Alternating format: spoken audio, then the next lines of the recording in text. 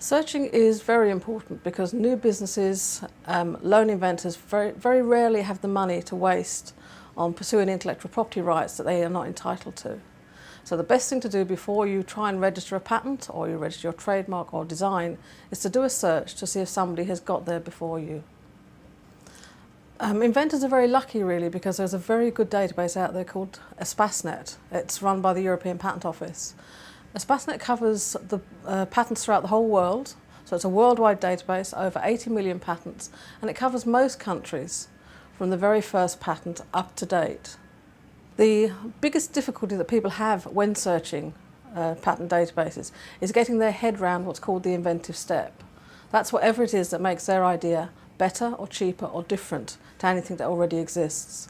So my top tip would be to sit down before you start searching, look at your idea and think about the one thing that makes it different to anything else that already exists. Because that one thing is what you need to be searching on, not the whole product.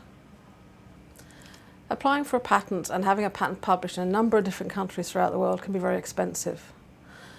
The other thing to take into account is that once you file for your patent, you cannot take that application back. You've made the application, it's as is, and you can make tiny tweaks to it, but you can't change it if you find out that your idea doesn't actually work.